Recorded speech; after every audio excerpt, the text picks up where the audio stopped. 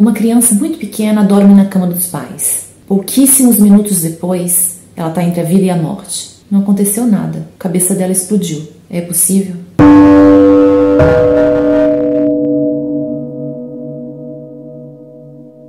Oi, gente. Hoje eu tô aqui para contar para vocês uma história que chocou a Itália. Um atentado terrível contra uma criança e uma condenação que dividiu sempre a opinião pública. Essa é a história do pequeno Samuele Lorenzi. O ano é de 2002. O euro acabou de chegar na Itália, assim como um programa de televisão que ficou muito famoso, O Grande Fratello, ou Big Brother. E o ano anterior, 2001, tinha sido marcado para sempre pelo desastre com as Torres Gêmeas dos Estados Unidos. E a cidadezinha onde nos encontramos hoje é Cogne, na região do Vale d'Aosta, quase lá na França. Conta hoje com 1.300 habitantes, mais ou menos, que vivem bastante espalhados pela montanha. A cidadezinha não tem um centro. São alguns hotéis para a temporada de esqui, para o verão, alguns restaurantes. De qualquer maneira, é tudo bem espalhado. É o dia 30 de janeiro de 2002. É de manhã bem cedo, não amanheceu ainda. Tem uma casa de montanha com a luz já acesa, a luz da cozinha. Fato é que essa casa está para se tornar uma das casas mais famosas da Itália de todos os tempos. Ali as casas são geralmente de pedra e madeira, com o teto inclinado por causa da neve, ali cai bastante neve. E o lugar não podia ser mais tranquilo, com exceção de alguns turistas no inverno para esquiar e alguns turistas no verão para conhecer as cascatas que tem ali na região. E ali naquela tranquila casa, um casal está tomando o seu café da manhã. Se trata de Ana Maria Franzoni, de 30 anos, e o seu marido, Stefano Lorenzi, de 34. A noite anterior não foi tão fácil. Lorenzo demorou um pouco para comer, demorou ainda mais para se trocar. Quando ele percebe, são já 7h30, ele tá para se atrasar e sai apressado. Ou seja, de agora em diante, tudo que eu vou contar é a versão de Ana Maria. Assim que o marido sai para o trabalho, ela pensa em voltar para a cama e descansar mais um pouco. Ela ainda tem alguns minutos. Mas ela passa na frente do quarto dos filhos e percebe que o mais velho, David, de 6 anos na época, já estava acordado. Ela então pensa, se eu começar a arrumar ele agora, talvez uma vez na vida a gente consiga fazer as coisas com mais calma. Ela vai até ele, oferece um super café da manhã, diz que ele pode comer o café da manhã enquanto ele guarda desenhos na televisão, mas ele quer continuar dormindo. Ela então leva David para sua cama com ela, para os dois repousarem, descansarem por mais alguns minutos. Assim ele não acorda o irmãozinho mais novo com quem ele divide o quarto, Samuele, de 3 anos e 2 meses apenas. Às 8 os dois se levantam e se dirigem para o andar de cima, onde fica a cozinha. David come cereal com leite frio. Ana Maria olha pela janela para ver como é que está o tempo. E assim, de repente, são 8h10. O ônibus escolar que passa para pegar David passa entre as 8h15 e 8h20 da manhã. Só que David está ainda comendo, com seu pijama, e são já as 8h10. E aqui tem uma coisa que parece um detalhe bobo, mas que depois vai ficar muito importante. A gente tem o primeiro problema de horário com a linha do tempo criada por Ana Maria. Porque ela disse que acordou às 8, estava tranquila com o horário, foi levar o filho para tomar o café da manhã tranquilamente, sabendo que às 8h15 ele tinha que já estar no ponto, porque pode ser que o ônibus passe às 8h15. E como a gente vai ver mais pra frente, e da maneira como ela contou, parece que ela tinha perdido aquele tempo, que ela não sabe o que aconteceu naqueles poucos minutos. E como eu já disse, pode parecer um detalhe, mas esses minutos vão ser muito importantes na nossa história. Um outro detalhe que é importante que a gente saiba também é que o ônibus escolar que levava o filho mais novo, Samuele, para a escola, passava meia hora mais tarde, passava às 8h45. Só que a Ana Maria tinha o costume de fazer os dois acordarem juntos, os dois filhos, arrumava eles juntos, dava o café junto e levava também Samuele para pegar o ônibus, no mesmo horário que David, às 8h15. Assim, se tinha espaço no ônibus, os dois filhos já iam, eles estudavam na mesma escola e ela já resolvia despachar os dois ao mesmo tempo. Ou seja, os dois filhos costumavam ir às 8h15 para a escola, éramos já 8h10, filho mais velho ainda em pijama, filho mais novo dormindo ainda. Então Ana Maria conta que ela deixou David terminando de comer na cozinha, desceu para o quarto dela, tirou o seu pijama que deixou em cima da cama, se trocou, passou no quarto das crianças, viu que Samuel ainda estava dormindo, pegou as roupas de David e subiu novamente para a cozinha.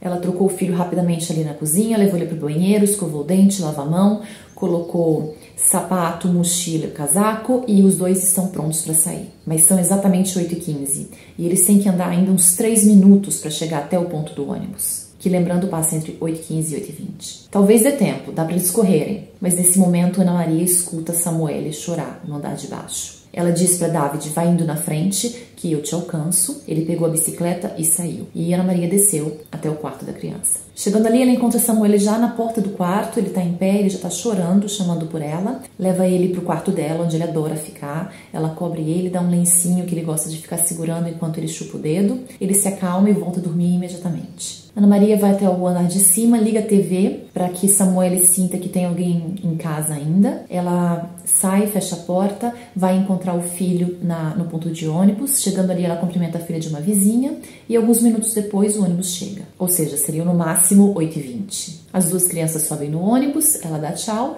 e se vira para voltar para casa dela, que fica mais ou menos 240 metros dali. E até aqui, apesar do quase atraso, a rotina da família parece normal. Mas só até esse ponto. Ana Maria volta para casa, passando pelo muro da casa.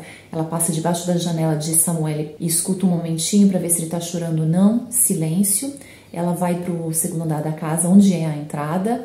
Ela troca os sapatos, coloca os tamancos de casa, tira o casaco e desce para o andar onde são os quartos. São mais ou menos 8h25 da manhã e a casa está em completo silêncio. Ana Maria entra na penumbra do seu quarto e vê que Samuel está imóvel. Ele tá com um edredom cobrindo até o rosto.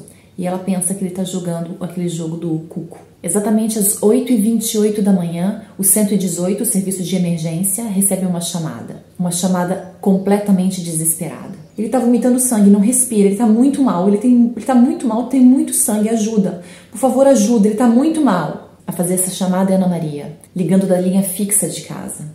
E ao mesmo tempo, quando já está terminando a chamada com a emergência, ela pega o seu celular e está já ligando para uma sua amiga, que também mora ali muito perto, e é a médica da família, a doutora Ada Satrani. Ana Maria, nessa ligação, é agitadíssima, ela está aterrorizada. Ela repete para sua amiga, para a doutora Ada, que o Samuel está muito mal, que ele está perdendo sangue pela boca, que ele está com dificuldade de respirar. Mas aqui ela acrescenta um outro detalhe, um detalhe bem importante. Ela termina a ligação dizendo: a cabeça dele explodiu. Tudo isso acontece muito rápido e às 8h29, só um minuto depois, ela faz a última ligação, a terceira, para o marido, Stefano, que responde à secretária da empresa de instalações elétricas onde Stefano trabalha. Ele não está disponível naquele momento. Ana Maria, então, chorando, muito agitada, muito nervosa, diz para a mulher dar um recado para ele. Diz para o meu marido voltar imediatamente para casa. O nosso filho morreu. Terminada essa ligação, Ana Maria vai até o balcão e ela, aos gritos, chama a sua vizinha, Daniela Ferrod, dizendo que o filho está perdendo sangue pela testa, pedindo ajuda. Daniela vai imediatamente para a casa de Ana Maria e Ana Maria leva até o quarto onde está Samuel. A reação da vizinha é de horror e náusea. O menininho está deitado na cama dos pais ainda, com a barriga para cima, vestindo seu pijama e com a cabeça coberta de sangue. Daniela acrescenta também que, mesmo que ela estivesse concentrada no estado da criança, ela não pôde deixar de notar a quantidade de sangue que tinha ao redor do quarto também, principalmente no teto e na parede atrás da cama. Samuel está ainda com a cabecinha apoiada no travesseiro, o edredom que o cobria foi afastado, está para o lado, e ele faz alguns barulhinhos com a boca, provavelmente tentando respirar, e ele abre e fecha os olhos muito lentamente. Daniela, quando depois deu seu depoimento para a polícia, disse que mesmo ela estando muito nervosa naquele momento, concentrada em Samuel, algumas coisas chamaram a atenção dela, algumas coisas marcaram muito para ela. Mas ela disse que a principal coisa foi a reação, o comportamento de Ana Maria. Ana Maria estava afastada da cama, estava mais longe do que ela da cama da criança. Ela não tocou o filho nenhuma vez, ela estava em silêncio, ela olhava para ele com os braços largados ao lado do corpo, sem dizer nada, sem demonstrar nada. Ela não chorava, ela não dizia nada. Ana Maria sai do quarto para atender a ligação do marido para o seu celular e ela tem tempo só de dizer para ele que a cabeça do filho explodiu e acabar a bateria do celular. Chega então a doutora Ada Satrani, acompanhada do seu sogro, Marco, que, como era também amigo da família, quis ir ali para ver se podia ajudar com alguma coisa. A doutora, obviamente, se dirige imediatamente para o quarto e, chegando ali, ela tem a mesma impressão, ela vê as mesmas coisas que viu Daniela. Ela acrescenta só que o rosto estava coberto de sangue. Era difícil ver a pele da criança. Mas provavelmente por ser uma médica, ela conseguiu, mesmo assim, mesmo com todo o sangue, individuar algumas coisas, como as duas feridas maiores, uma na fronte, bem profunda, e uma que começava sobre o olho esquerdo e ia em direção à cabeça, para cima. E ela conseguiu ver também que espalhados pela cama tinham pedaços de matéria cerebral. de Samuele. A doutora está tremendo muito, enquanto pede para a mãe de Samuele buscar um pano e um pouco d'água porque ela quer limpar o rostinho da criança. Acho que chegou a hora de conhecer um pouco essa família que é protagonista da nossa história e que era uma família feliz. Ana Maria Franzoni e Stefano Lorenzi vivem já há 9 anos quase em Coine, desde 1993. Ana Maria nasceu em 23 de agosto de 1971. Ela é originária de uma cidadezinha de mais ou menos 4.000 habitantes, chamada San Benedetto Val di Sambro, que fica na região metropolitana de Bolonha,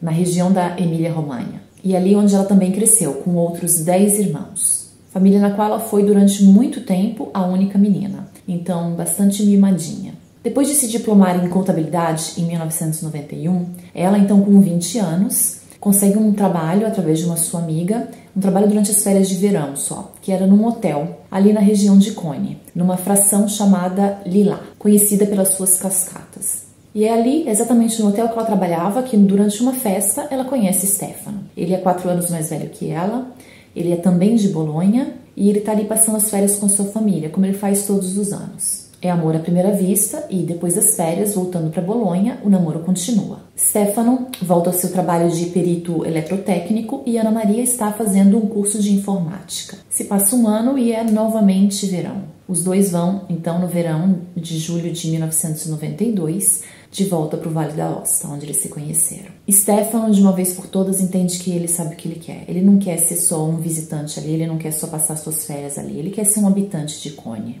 Ele quer morar no Vale da Aosta. E é isso que ele propõe para Ana Maria. Então, poucos meses depois, ele se transfere realmente para Coine, começa a procurar trabalho, organizar as coisas para receber a Ana Maria, aluga uma pequena casa. E 6 meses depois, no verão de 1993, 2 anos depois que eles se conheceram, eles se casam, já morando em Coine. Eles começam então ali a sua vida juntos, onde eles são conhecidos por todos como os bolonheses. Mas, apesar disso, eles se adaptam muito bem à vida na montanha. Todos dizem que é como se eles fossem nascidos ali. Tanto que Stefano consegue até ser eleito para um cargo de conselheiro na prefeitura de Coine. Os dois escolhem bem, compram um terreno e constroem uma casa lindíssima.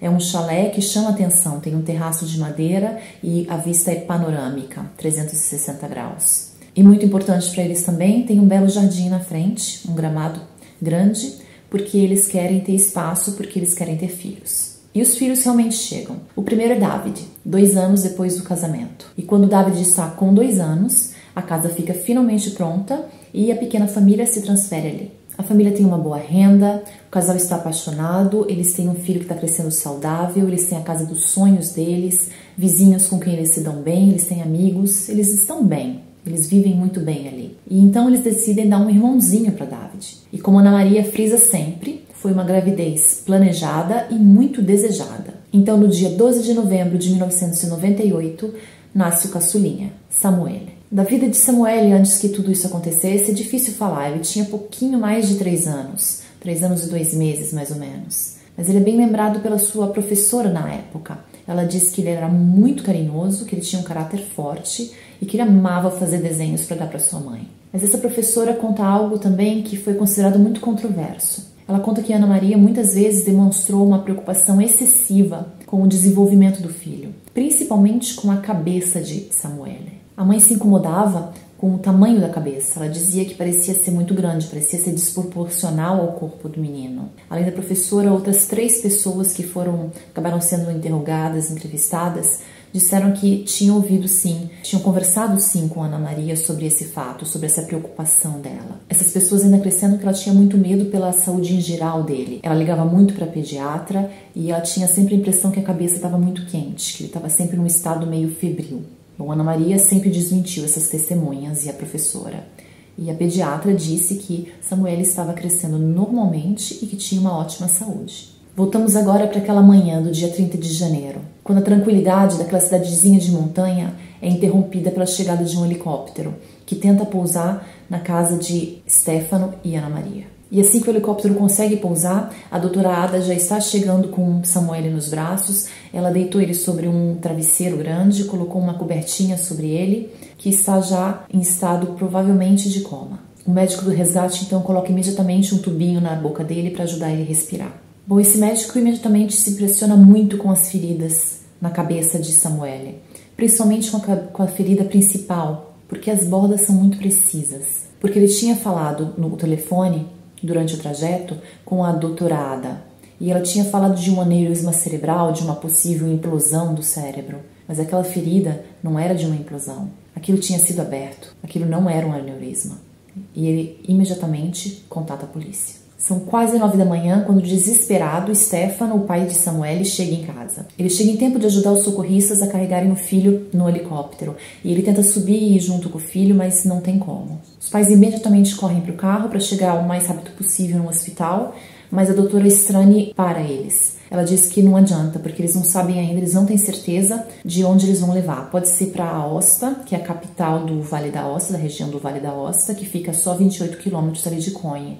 Mas pode ser também que seja para Torino, que fica a 150 quilômetros de distância. Então ela diz que é inútil, tem que esperar. Stefano e Ana Maria, então, olham desconsolados o helicóptero que está se afastando, até que a doutora pega a Ana Maria e a leva para o banheiro para ajudar ela a se limpar, porque ela está um pouco suja de sangue ainda nas mãos. Assim que ela sai do banheiro, ali na sala, ela vê jogado, abandonado numa poltrona o seu marido com uma cara de incredulidade. Ele está destruído. Ela olha para ele, dá um pequeno sorriso e diz: "Vamos fazer um outro filho? Você me ajuda a fazer um outro filho?" Como que implorando. Só que não apenas o marido escuta essa frase, também um policial que estava ali. A polícia já tinha chegado na casa. Ana Maria e Stefano tentam depois negar que essa frase tenha sido dita, mas é tarde. Essa frase fica muito, muito famosa. Bom, às 9h47 daquela manhã, o helicóptero pousa no hospital. E depois de apenas 8 minutos, o médico da emergência, Dr. Bellini,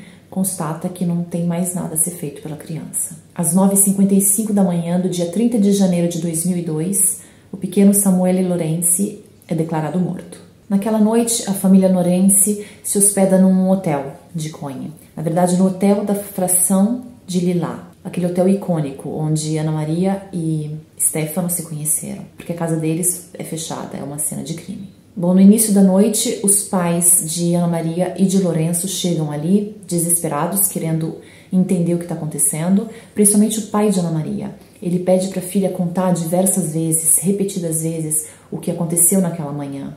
Ele quer entender. E ela conta com detalhes, ela diz que se lembra de tudo, ela conta tudo o que aconteceu, mas para ela não tem dúvidas. A cabeça do menino explodiu, o que não convence o pai. Ele continua querendo saber o que aconteceu. Ele continua perguntando: Ana Maria, aconteceu alguma coisa hoje? Aconteceu alguma coisa na sua casa? O que foi? A resposta para essa pergunta chega no dia seguinte ao crime, quando ficam prontos os resultados de uma primeira autópsia feita em Samuele. Ele foi morto, não existem dúvidas, por causa de golpes violentos na cabeça, mínimo de 17 golpes, que causaram hemorragia e levaram à morte. Um outro detalhe muito importante é que do momento da agressão até a morte se passaram não mais do que 10 a 15 minutos. A arma do crime não foi encontrada na casa, mas existem algumas hipóteses que foram feitas de início. Podia ser um cacetete, um bastão, um martelo, algum enfeite pesado que tivesse na casa.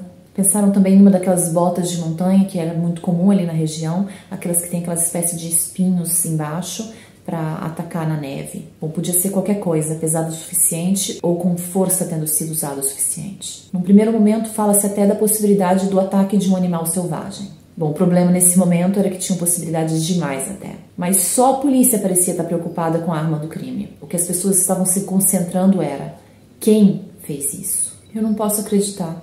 Mataram ele em 5 minutos enquanto eu estava fora. Eu tenho que me esforçar, eu tenho que tentar pensar em quem pode ter feito isso. Cogne é, então, imediatamente invadida por jornalistas, repórteres, curiosos até. O caso de Cogne explode na mídia italiana. E, enquanto isso, o Departamento de Investigação Científica começa a trabalhar na casa. E, imediatamente, alguns itens são retidos para fazer análises mais profundas, porque são considerados muito interessantes. Esses itens são um par de tamancos de casa, de tamanho 38, e um conjunto de pijama de inverno. A calça e a parte de cima, femininos também, e completamente sujos de sangue. As análises começam e chega o dia do funeral do pequeno Samuele. E o caso cada dia mais presente na mídia, tanto que o funeral inteiro foi transmitido ao vivo na televisão. E as câmeras quase sempre estavam focalizadas em Ana Maria, que chorava desconsolada e era apoiada sempre pelo marido, Stefano. Os jornais que estão dando muita atenção para o caso não demoram também para começar a fazer diversas hipóteses de quem poderia ser o culpado. Mas enquanto isso, as investigações continuam, sempre esperando ainda o resultado da perícia científica. Me sinto sufocar com sentimento de culpa. Se eu não tivesse levado o Semi para o meu quarto, se eu tivesse levado ele comigo até o ônibus, se eu tivesse fechado a chave à porta, hoje ele estaria vivo ainda. Eu me culpo. Chega então dia 28 de fevereiro, quase um mês depois do crime, que é quando finalmente ficam prontos os resultados da análise científica. E uma coisa muito interessante é que na cabeça de Samuele, nos cortes, foi deixado um resíduo de metal, que foi deixado pela arma do crime, o que já reduz um pouco as possibilidades. Por exemplo, não tem como ter sido um ataque de animal. Um outro fato é que as portas e janelas estavam completamente intactos, não teve nenhuma entrada forçada. E, entre outros detalhes, a coisa mais importante, aqueles 3 itens: tamanco de Ana Maria, calça de pijama, blusa do pijama. Quem matou Samuele estava usando aqueles 3 itens. Não tem dúvidas. As análises, então, começaram a ser concentradas nesses itens, especificamente nas manchas de sangue deles. A parte de cima do pijama foi encontrada sobre os lençóis e a parte de baixo, as calças, estavam na parte onde tinha o edredom. Bom, os traços na parte da blusa eram muitos, mais do que na calça. Mas uma coisa interessante é que essas manchas foram feitas da parte interna, ou seja, as hipóteses são 2. Ou a pessoa que estava vestindo aquele pijama estava vestido no avesso, ou esse pijama não estava sendo vestido, ele estava ali presente quando aconteceu o ataque, estava ali sobre a cama. E sobre o edredom, que estava na cama, foram encontrados também gotas e espirros de sangue. E essas gotas e espirros eram um pouco sobre tudo, não tinha uma parte limpa, a não ser um quadrado, mais ou menos sobre a região do abdômen de Samuele. Como se num certo momento, na fúria do momento, o agressor tivesse sentado sobre ele, protegendo então com o seu corpo, com o seu joelho, aquele quadrado ali que ficou sem sangue. Dá pra ver nitidamente o desenho no edredom, na parte não manchada. Já o par de tamancos é encontrado no banheiro, perfeitamente alinhados, colocados onde Ana Maria deixava sempre. Na sola do pé esquerdo tinha uma mancha de sangue de transferência, ou seja, aquele tamanco caminhou sobre o sangue que estava no chão. Mas essa não é a única mancha de sangue naquele pé esquerdo do tamanco. Tem também manchas na sola de espirros de sangue, ou seja, aquele tamanco estava no quarto, virado com a sola para cima, quando aconteceu o ataque. Bom, durante as investigações, obviamente, são ouvidas muitas testemunhas. E as primeiras a serem ouvidas foram a vizinha Daniela e a doutora Ada, porque foram as primeiras a chegarem ali na cena do crime, como nós vimos antes. E as duas contam versões muito semelhantes uma das outras, elas se lembram de coisas muito semelhantes. E o que mais marcou para as duas foi o estado de Samuele, a quantidade de sangue espalhada pelo quarto e o comportamento frio e distante de Ana Maria, que é muito difícil a gente julgar, porque é uma situação extremamente traumática e as pessoas, quando em estado de choque, elas reagem de maneiras muito diversas, podem ser maneiras opostas até. E muito diferente do comportamento que a doutora e a vizinha viram em Ana Maria, de pessoa ali, foi o comportamento dela nas ligações telefônicas, seja para emergência, seja para o marido, seja para a médica. A telefonista, por exemplo, descreve uma pessoa desesperada, chorando, soluçando, gritando, que às vezes não consegue nem falar, enquanto essa mesma pessoa, com a diferença de minutos, se mostra completamente fria ali para a doutora e para a vizinha. Outras pessoas são interrogadas também, como o motorista do ônibus, que diz que David e Ana Maria estavam tranquilíssimos como todos os dias, ele não percebeu nada de diferente no comportamento deles. Uma coisa que a polícia percebeu foi, falando com as pessoas da cidade, que ninguém tinha visto nenhuma pessoa diferente, ninguém tinha visto uma pessoa de fora. E a gente está falando de um lugarzinho muito pequenininho, em que uma pessoa estranha chamaria atenção. Todo mundo se conhece. Várias teorias são levantadas, maníaco, serial killer, pedófilo, seita satânica, mas a verdade é que tem que ser levado isso em consideração. Ninguém viu nada de estranho, nem ninguém estranho naquela manhã. A possibilidade do ladrão também, que não forçou nenhuma porta, nem uma janela e não levou nada. Ele só agrediu a criança. Não faz muito sentido. Uma ideia então passa pela cabeça dos investigadores. E se Ana Maria está protegendo alguém? Talvez um amante que foi surpreendido por Samuele e o atacou? Isso também não faz tanto sentido, não tem tanta motivação para ele atacar a criança, mas também não faz muito sentido. Ninguém nunca desconfiou, suspeitou de nada. E também o fato que ela, depois de ver uma pessoa, pode ser um amante, atacar o seu filho daquela maneira, que ela o defendesse, parece um pouco estranho. Não parece a coisa mais provável.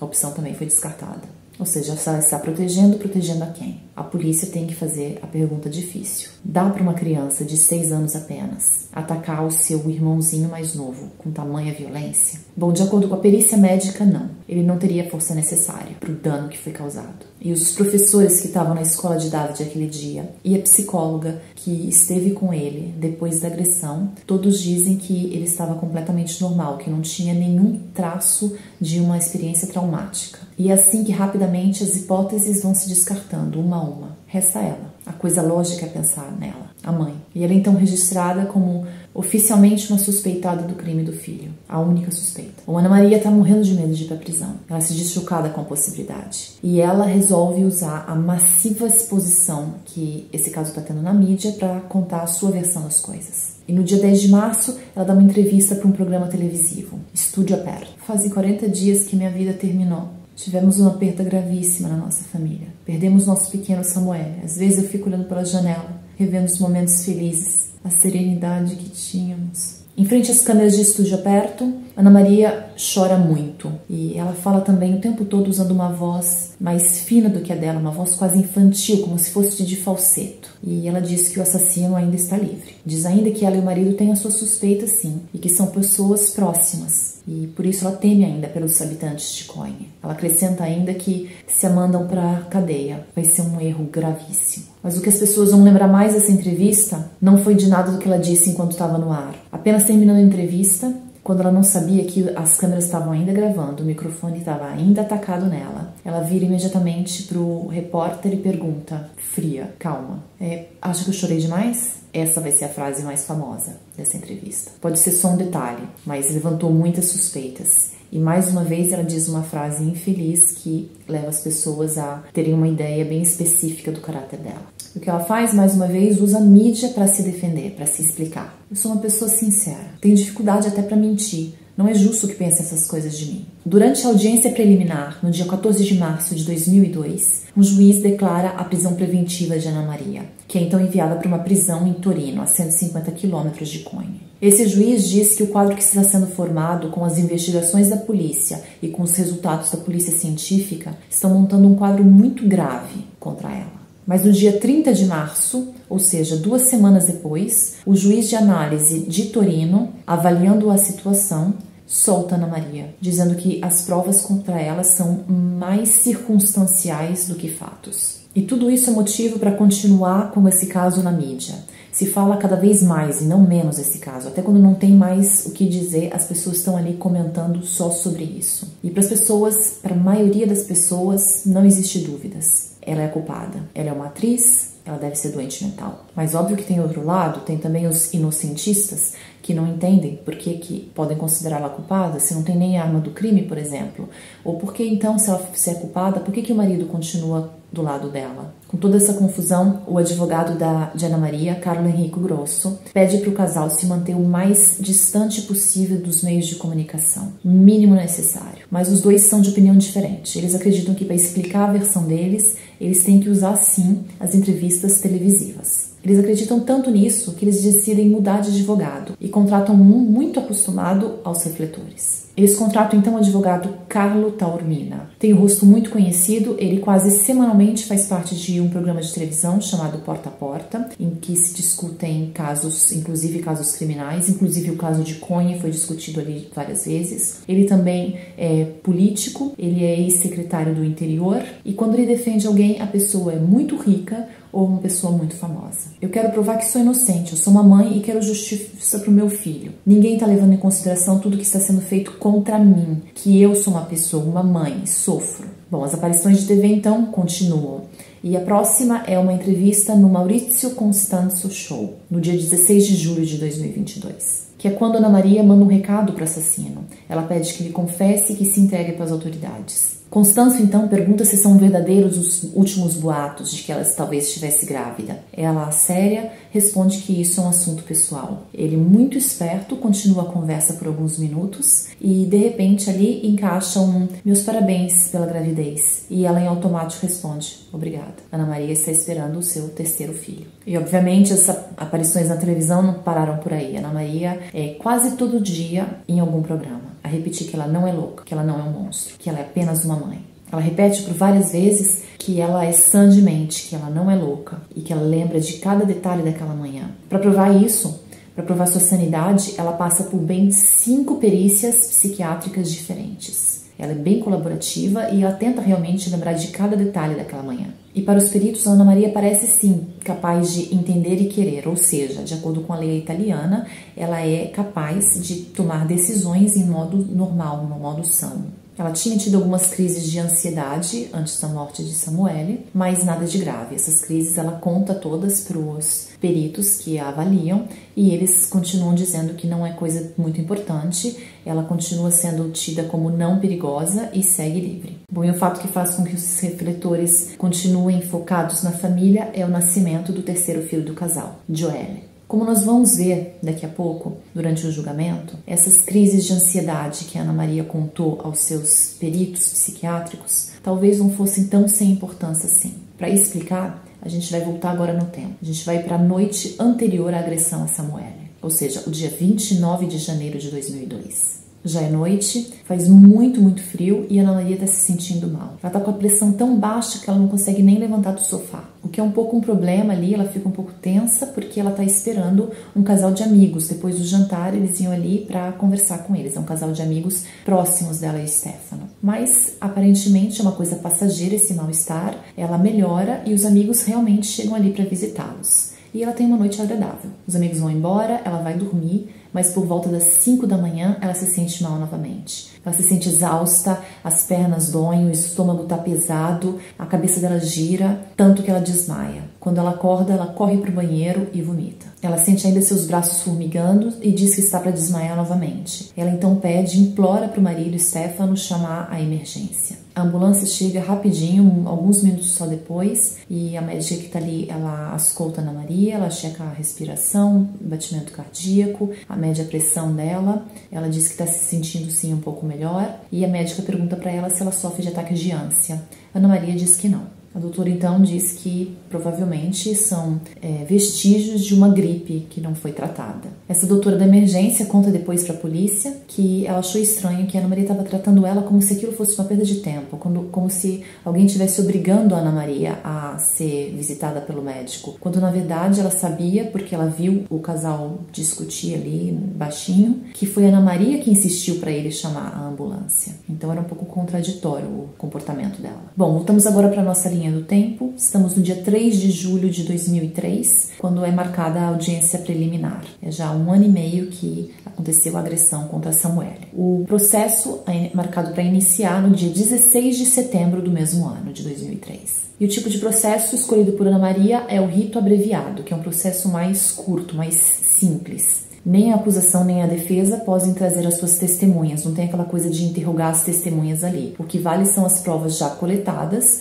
e os testemunhos que já são transcritos. Bom, os réus geralmente escolhem esse tipo de rito abreviado porque, em caso de condenação, a pena vem sempre reduzida a 1/3 do que seria com um processo normal. A acusação então começa a montar o seu caso contra Ana Maria Franzoni. Primeiro ponto é a ausência de um álibi. A reconstrução da polícia mostra que ela teria sim tempo de se lavar e se trocar e não tinha ninguém ali com ela. O segundo importantíssimo ponto são as marcas de sangue, seja nos tamancos de casa dela que no pijama, também dela. Em terceiro, é a falta de oportunidade. Uma pessoa estranha não teria como entrar na casa, colocar tamanco e pijama, tirar e sair. E não foi encontrado realmente nenhum traço de uma pessoa, nem fora nem dentro de casa, de uma pessoa estranha. E se essa pessoa não tinha o tempo nem de colocar tamanco e pijama e tirar, essa pessoa também não teria o tempo de apagar os próprios traços. Então, é verdade que não tinha ninguém estranho ali. Como quarto ponto, nós temos as contradições de Ana Maria. Tiveram várias coisas que a acusação listou, mas eu vou dar um exemplo só, que foi a questão da chave de casa. Ela, no início, ela dizia sempre que ela trancou a porta de casa com a chave quando foi encontrar o filho mais velho no ponto de ônibus. De repente, começou a dizer que a casa estava aberta, ela repetia só essa versão. Tiveram várias coisas assim que não pareciam um esquecimento, parecia que ela tinha mudado a versão dela. E, obviamente, que vários detalhes várias dessas pequenas contradições juntas fazem com que a versão dela não seja mais confiável. E também uma coisa que não ajudou ela foi a quantidade de frases suspeitas, digamos assim. Para dar um exemplo, tem uma conversa telefônica que ela está tendo com uma amiga dela, que a polícia está interceptando, e isso alguns dias só depois do acontecido. Ela diz: eu aquele dia não sei o que aconteceu com ele. Ela muda rapidamente, tá para dizer comigo, ela fala com ele. E falando dessas conversas interceptadas, por mais de uma vez a polícia ouviu Ana Maria, o seu marido e outros familiares falando de como eles podiam provocar os vizinhos, como eles podiam fazer com que algum dos vizinhos confessasse o crime. Em uma dessas conversas, o pai de Ana Maria, falando de um suposto culpado, de quem poderia ser, ele até diz: seria melhor se fosse alguém sem filho, né? Como se eles estivessem escolhendo alguém. Em outra conversa absurdamente comprometedora, o pai de Ana Maria e o marido Stefano estão conversando de, talvez para acelerar as coisas, esconder um martelo no jardim de algum vizinho. Mas bom, depois que a acusação apresentou seu caso contra Ana Maria, foi a vez da defesa. E se lá no início, na primeira entrevista televisiva que a gente viu, o casal tinha dito que tinha suas suspeitas de quem poderia ser, mas não tinha dito nenhum nome, aqui no tribunal eles começam realmente a apontar o dedo. Para começar, eles acusam um tal de Ulissi Guichardas. Ulissi é cunhado daquela vizinha que foi ali, a Daniela Ferrod. Ele é irmão do marido dela, Carlo. Ele é guardião de parques e uma pessoa com alguns hábitos um pouco particulares. E parece que a sua culpa são exatamente esses hábitos um pouco particulares dele, um pouco diferentes. Porque a lista de motivos que a Ana Maria dá tem coisas como, por exemplo, ele usa um topete para esconder a calvície, ou durante o inverno ele está sempre com óculos escuros. Eles continuam dizendo que ele tem um comportamento um pouco de stalker com Ana Maria e que no dia anterior do crime ele gritou com o pequeno Samuele, porque ele está construindo uma casa ali vizinha do seu irmão, então é ali bem perto da casa dos Lorenzi, e ele gritou com Samuele que estava ali no jardim da casa dele. Mas dessas declarações não tem nenhuma testemunha e sobre ser um stalker nunca Ana Maria fez nenhuma denúncia para a polícia, nem falou disso com ninguém. Ulissi foi interrogado pela polícia, sim, mais de uma vez, e ele deu sempre a mesma versão, ele foi sempre coerente.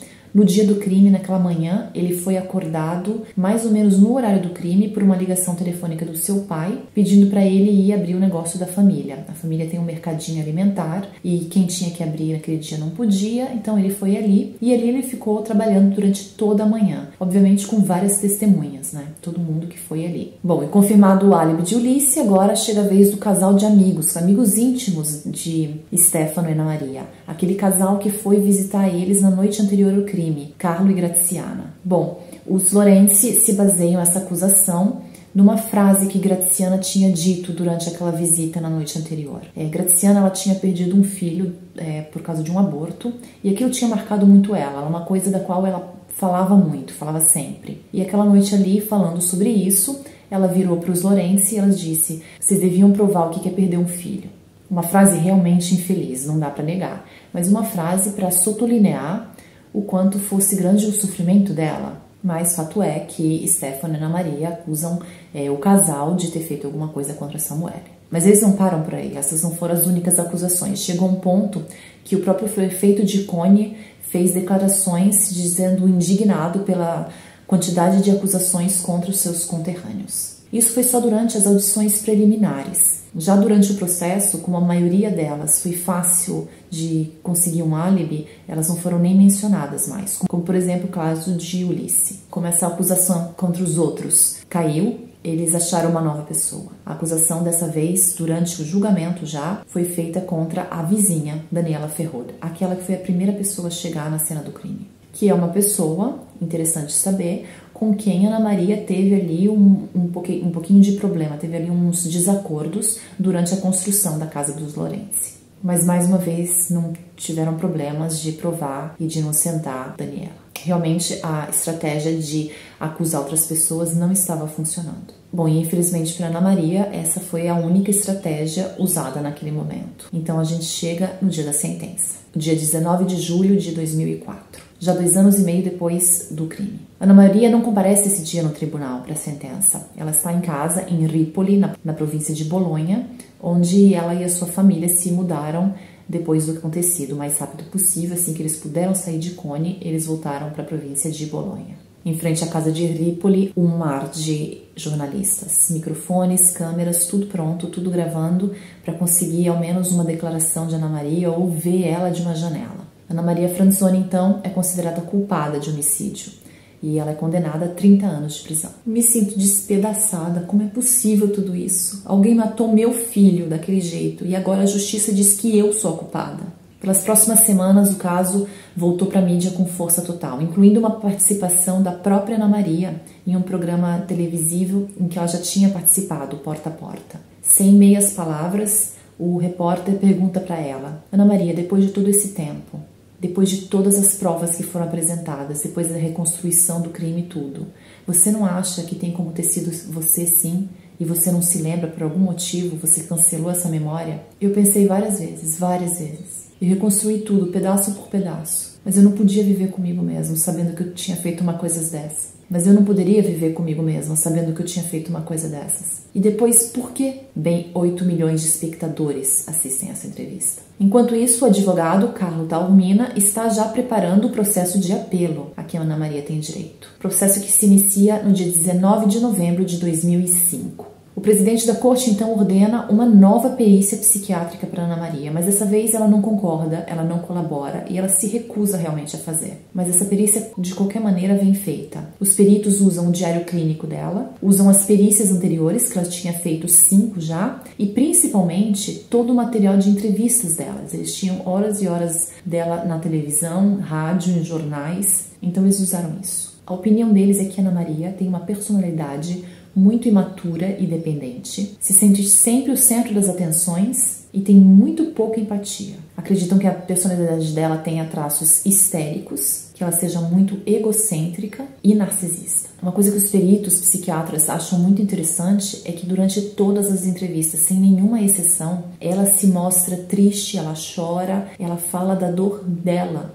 quer impressionar as pessoas com a dor dela. Nenhuma vez ela fala daquilo que o filho dela passou, ela fala do que ela está passando por causa do filho. E tem uma grande diferença aí. Ela não mostra em nenhum momento uma preocupação de que aquela criança sofreu muito. Os peritos acreditam também que a empatia dela é extremamente teatral. E acrescentam também que até essas demonstrações teatrais de sofrimento dela cessam, para completamente assim que ela recebe a atenção do marido. Mas o diagnóstico mais importante é que ela sofre de um distúrbio muito particular, chamado distúrbio crepuscular orientado. E se provada a presença desse distúrbio, Ana Maria pode sim ser considerada mentalmente incapaz. Esses peritos vão avante e dizem que aquela crise que ela teve de ânsia na noite anterior foi provavelmente o que desencadeou esse estado crepuscular. Bom, o estado crepuscular orientado é, em poucas e leiguíssimas palavras, um distúrbio de consciência. Ele acontece subitamente e ele não dura tanto. Ele dura alguns minutos, geralmente. A pessoa, durante esses episódios, ela consegue funcionar normalmente, ela faz coisas que ela está habituada, ela consegue comer, ela consegue falar, só que ela não consegue registrar o que está acontecendo ao redor dela. E depois ela não tem absolutamente nenhuma memória do que aconteceu ali, nenhuma memória do que ela fez. Bom, depois de feita essa perícia, depois de apresentada essa perícia no tribunal, durante esse processo de apelo, Ana Maria, no dia 20 de novembro, leu uma carta escrita por ela, no qual ela expressa toda a sua insatisfação, toda a sua frustração com a justiça. Nesse mesmo dia, durante a audiência continua e Ana Maria sai no meio da audiência. E algumas horas depois, o seu advogado, Carlo Taormina, pede demissão como advogado dela. A nova advogada de Ana Maria, então, é Paula Sávio. Ela é uma defensora pública designada para o caso de Ana Maria. Bom, o processo de apelo segue, já sem muitas novidades. E no dia 27 de abril de 2007 chega finalmente a sentença final. Nenhuma doença mental é reconhecida oficialmente na Ana Maria, porque o seu comportamento depois do crime não é condizente com uma pessoa em estado crepuscular. Então ela não tinha tido uma crise de estado crepuscular, ela não tem isso. Ana Maria era bem lúcida,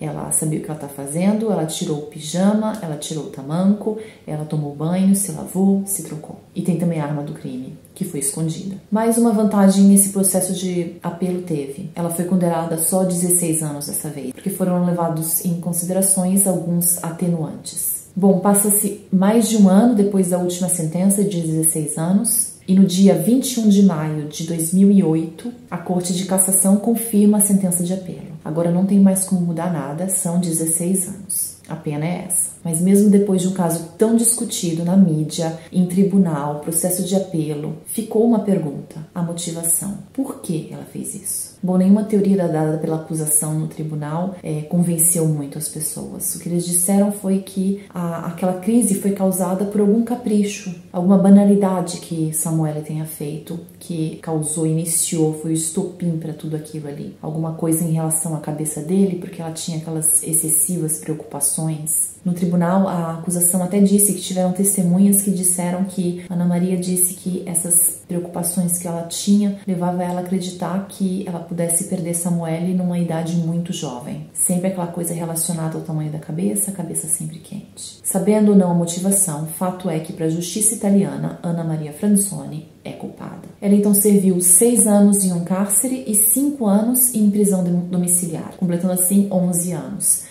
Com esses 11 anos completados, ela ficou uma pessoa totalmente livre porque ela conseguiu, por bom comportamento, o término da sua sentença. Ou seja, no final de 2018, Ana Maria Franzoni era uma mulher livre. Restou apenas uma condição, e essa condição vale para sempre. Ana Maria não pode nunca mais colocar os pés naquela casa. Bom, são já mais de 2 décadas do crime, e Ana Maria agora, como mulher livre, ela é a gerente de um negócio da família, que é uma pousada-restaurante de fazenda, em Monte Acuto Valese, sempre na província de Bolonha. Ela vive com seu marido Stefano e com seu filho, agora em 2023, ele tem 19 anos, o Gioele, o último filho. Já do filho mais velho, a gente sabe muito pouco, o David, ele tá com 27 anos agora nesse ano e parece que ele se transferiu para outro país com a sua companheira. Em relação à casa de Conhe, ela ainda é de propriedade da família, mas eles quase perderam a casa, porque depois de terminar os processos e tal, eles ainda tiveram muitas brigas na justiça com o tal advogado, o Carlo Taormina,